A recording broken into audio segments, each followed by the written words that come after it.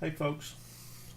Okay, so been doing the practicing, been testing the camera, the mic, playing with the editing, so we might as well start and try to do a proper video. So we'll start off with introductions. My name's Carl. We've just started a Facebook group called Making Models. I'm attempting to make a YouTube channel called Making Models, so those of you watching, welcome. So to start off with, I'm just going to go through a few things that I've done that are complete. Yeah, so let's start. So probably the same as everybody else. When I was younger, I used to make models. The old Airfix aeroplanes with fingerprints all over the place and paint all over the place, making a complete mess of it, but thoroughly enjoying it. So 20 years later down the line, I'm thinking to myself, well, I need something to do, I need a hobby. So I started to watch some YouTube videos, and that's when I first found Helgen 35's YouTube channel. I think at the time he was making the ATST, and I thought, oh yes, superb. So I started to buy some few bits and pieces, some bits of paint, some brushes, all the other bits and pieces that I saw Helgen using, and I thought, okay, let's give this a go. So the first thing I bought was some model tanks, and the first model that I went and built was the Cromwell Mark IV from Tamiya, which is this model here. Now when I made this model, I didn't have very much kit or paints, so this paint is actually some really cheap acrylic paint that I got. This stuff, it did the job. It wasn't great. So as you can see, when I did the dusting, I only had one colour of dust, which was like a horrible yellowy colour, and then I got some more colours, so I added a bit of black, a bit of rust. I went and repainted the figure, and I still think I need to paint it a little bit more. It's still looking pretty sorry for itself.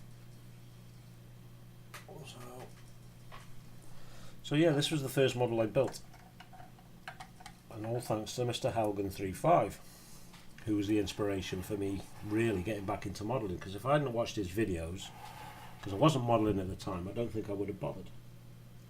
So Tony, this is all your fault. So yeah, so I hope you like it. I did an aerial just by stretching sprue, as many of you know how to do, and just went completely overboard with the washes.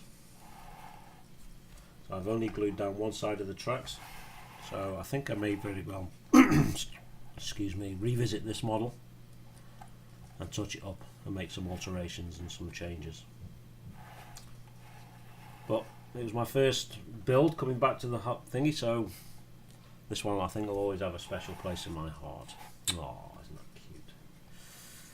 So after building this, I started to watch some of the YouTube channels that Tony recommended. Places like Model Making Guru with Mr. Fox. Sorry, I had to do that. And started building some other stuff. So next up, I bought myself a Churchill Mark VII, and I started to build that. I'll get the model over in a minute, and I can't remember who I just saw, but they were making stuff and putting them onto dioramas, and I thought, ooh, I fancy a go with that. So I did. It's the first ever attempt at a diorama I've ever made. There's some parts in it that were a real pig to make. Right, I should bring it over and put it into shot. So this is my Churchill Mark VII diorama. So obviously all the figures and the tank and all the bits and pieces that are there with it actually come as part of the kit. The only thing I added to the kit was the aerials, again just stretching some sprue. So the base is just a plain sheet of MDF which I rattle canned with black, and the mud is just mud out of the garden. Yeah, the tank won't move. And then I just shaped it with the tracks from the tank. I bought myself a little puffer with some grass in it, which is this thing, and just some, literally you just fill it up with the grass gauge that you want, give it a shake, get some static in amongst the grass, and you just puff it. Obviously you need something for it to stick to, so you just put PVA glue down. Excuse my dog. So the grass is just this stuff from the www.wwcnits.com, and it's just little bits of nylon, different lengths. It's just puffed down with a little puffer machine, and then the little bits of ballast and stuff are literally again just little bits of sand, really fine to the more coarse stuff. And then it's been sprayed and touched up with washes and things like that. The most difficult part of this was actually building the wall. I thought, I know, I'll just build a wall from scratch. Yeah, what a nightmare that turned out to be. Turn it around. So each stone is glued in place separately, and I just filled it with mud and a PVA mix. Yeah, it was difficult, very, very difficult to get the stones to fit, to stay in place, and it fell down quite a few times. But the end result, I don't think it's too bad. Not too bad at all. So this model I've actually promised to a friend down south. I just need to organise a trip to get down and see him. That'd be with Mr. Robbie Garshaw, Pikey as we like to call him. So yeah, fella, this one's coming your way as soon as I can get down to see you. So, but at the same time I was building this, I also started to make an ATST because I'd seen Mr. Helgen wouldn't want to go. I'll have a go at that.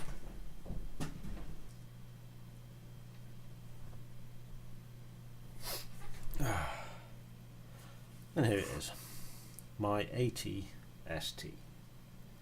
The original plan was not to go and do what we've done here. The original plan was just to make it look old and battered and as if it had been forgotten.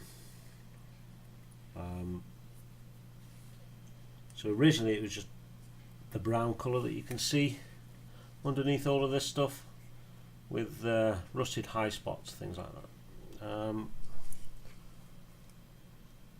And then I don't know why, but all of a sudden I thought, okay, I'd just bought the puffer and a whole heap of grass, so I pretty much covered as much of it as I could. All the high points and the high spots where you'd think grass would grow. Obviously, grass wouldn't grow down. Well, maybe it would a little bit, but it wouldn't grow down the sides of the model here. So covered it with PVA on all the high spots, and then just puffered it with, I think it was 2mm grass to start off with, and it turned out pretty good. So I took some pictures, posted them up, and people liked it. There was a few suggestions, and one of them was to add some vines, so it looked like stuff was growing on it, and it was a little bit more fitting in with an environment. So, because I suppose the premise behind this is that it's been sitting on Endor for the last 25 years. God, is that how long ago it was? So yeah, so I made some vines. It's just made from brown wool off a roll, watered down some PVA glue, buried it, soaked it, squeegeed it off with my fingers, just pulled it through the fingers, got it nice and long and straight, and then just hung it. I think I hung it from the fireplace. I used the missus's ornaments to stop it from falling off. So yeah, I think it turned out quite well. Obviously the turret's falling down here, as though it's actually rusted and fallen through. And that's my ATST. Let's zoom in a little bit so I get a closer look.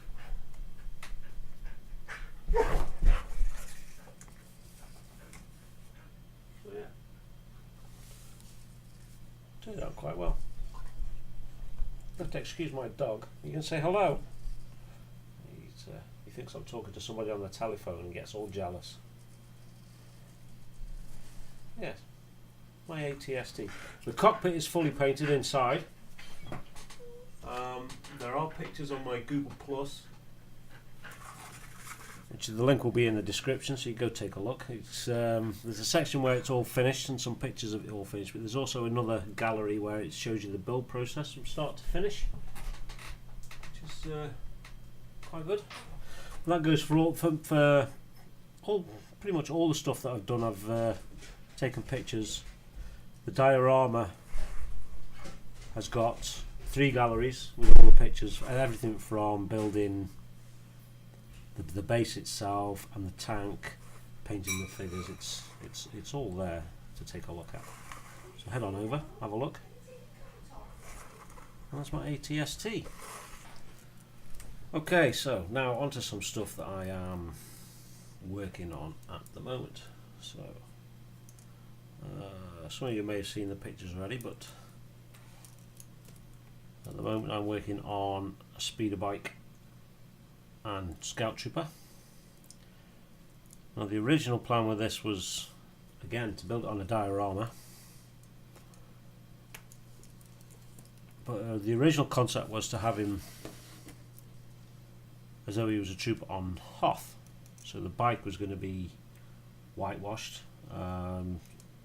Some of you might have seen some of the guys that make armour, where they do a whitewash tank as though it's in a winter scene, so it looks like the paint hasn't gone on properly. The plan was to do something like that with a speeder bike, which I actually did anyway, but not with a winter wash.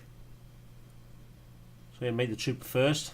Some of you may have seen Helgen or Model Making Guru go on about how important it is, if you're going to do oil washes, the oils, that you varnish in one way, shape or another your model before you do this, because the oil has a tendency to eat plastic.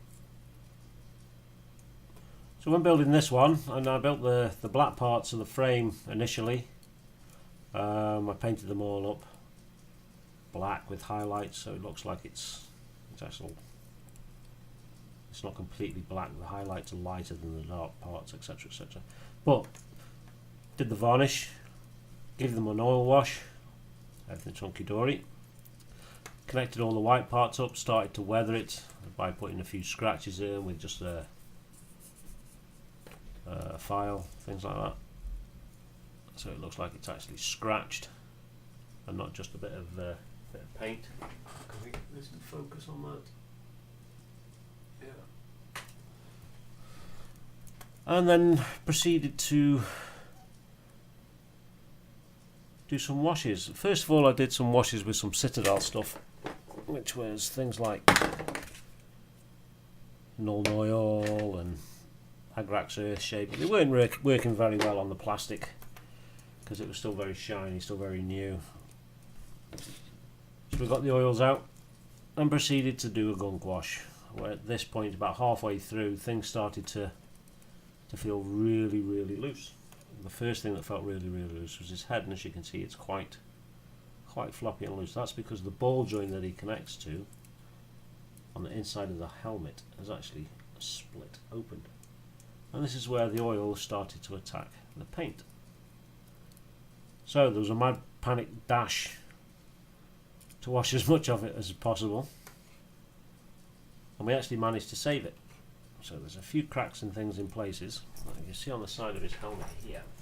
I feel zoom in properly. There's a great big crack and a split down his helmet where there shouldn't be one.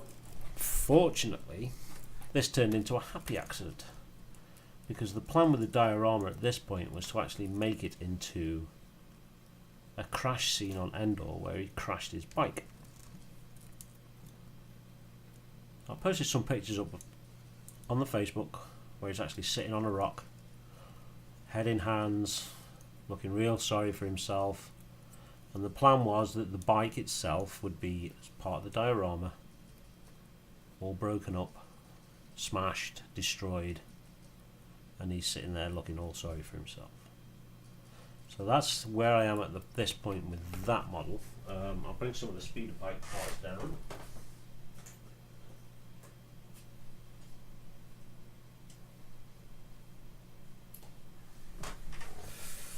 So here it is. So it's going to be all in lots of little pieces, all dotted about, unbroken. The exact layout I've not really decided yet, but he's going to be something like sitting on this rock. Get that out of the way. Something like this with his knee up, head in his hand, feeling all sorry for himself and no bugger, I'm in trouble with the boss now, I've just destroyed his speeder bike, blah blah blah, etc etc.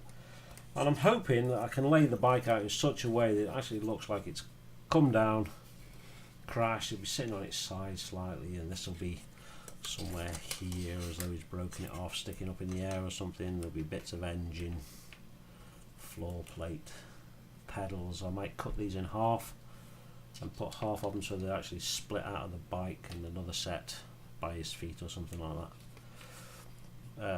Take these out nice and gently. I don't plan to break them, but I plan to lay one across the body and another as though it's folded back on itself on the bike,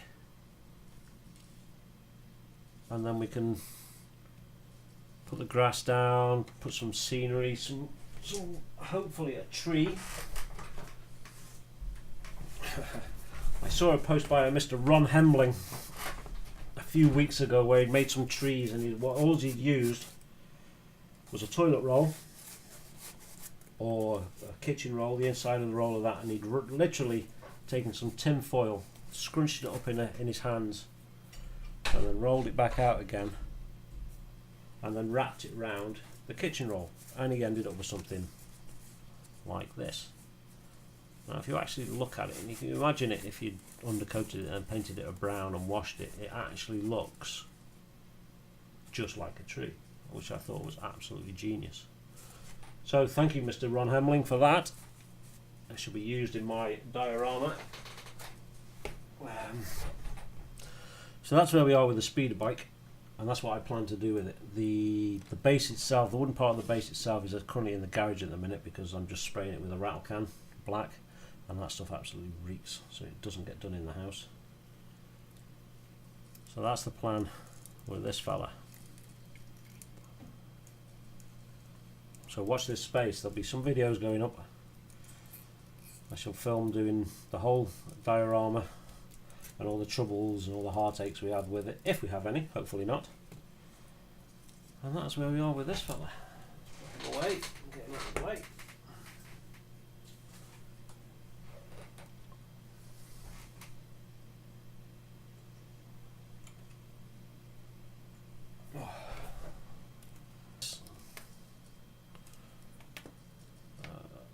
And this is the guy I've been working on while I've been testing out my camera and playing with the editing software, doing little bits and pieces.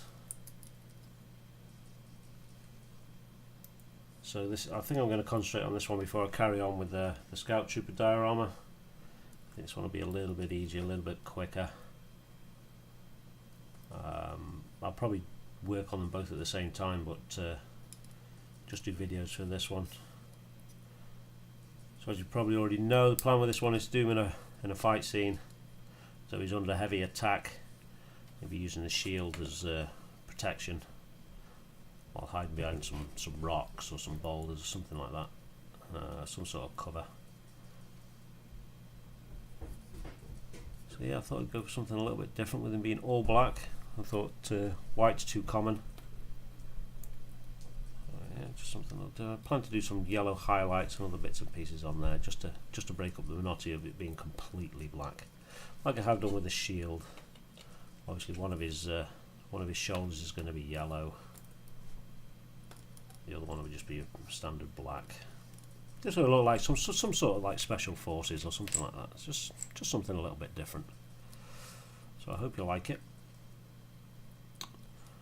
So like all the other guys keep saying that I watch, Tony in particular, he doesn't like following things studio accurate. Neither do I. I think if you're going to paint something, try and keep it within reason.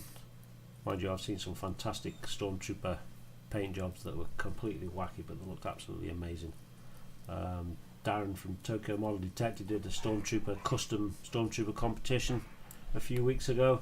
You should go look at some of the entries in that. I think the winner was like a rainbow trooper. It was just, trust me, just go take a look. It was absolutely superb.